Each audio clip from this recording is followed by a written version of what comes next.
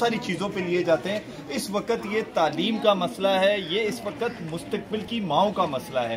तो सो मोटो ले ले इस चीज़ को देखना चाहिए था कि एक बच्ची पाकिस्तान का अच्छी माँ तरबियत देती है बच्चे को, तो हम क्या तरबियत देंगे जब आपने 800 माओ किया सिर्फ इस वजह से कि यहाँ पर खेल वो सकाफत चलता है। और कोर्ट के अंदर जो मामला था वो ग्राउंड का था, तो ग्राउंड तक ही महसूस रहता तो ज़्यादा अच्छा था, कॉलेज को निशाना बनाना सही नहीं था।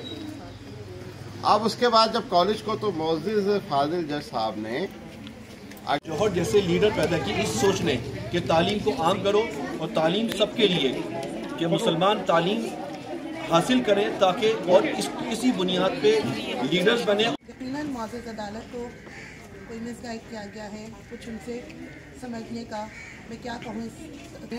मैं इनके साथ खड़ी हूँ, मेरे टीचर्स खड़े हैं, मेरे पेरेंट्स खड़े हैं और मैं एक बेबसी की तस्वीर हूँ।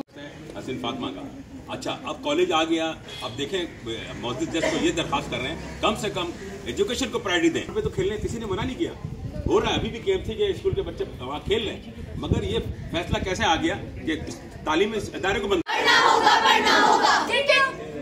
क्रिकेट नहीं तालीम चाहिए, क्रिकेट नहीं तालीम चाहिए, क्रिकेट नहीं तालीम चाहिए, क्रिकेट नहीं तालीम चाहिए। सरफराज हमारा ग्राउंड आगे चलो, सरफराज हमारा ग्राउंड आगे चलो। मर्जी करना है कीजिए, लेकिन बच्चों को पढ़ने दीजिए। हमारी बच्चियां हक रखती हैं ये पढ़ने का।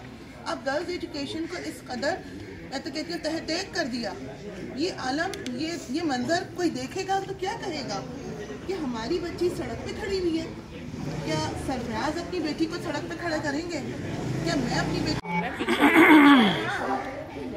चलें? क्रिकेट नहीं तालीम चाहिए, क्रिकेट नहीं तालीम चाहिए, क्रिकेट नहीं तालीम चाहिए। सरफराज हमारा ग्राउंड आगे चलो, सरफराज हमारा ग्राउंड को बढ़ने दो।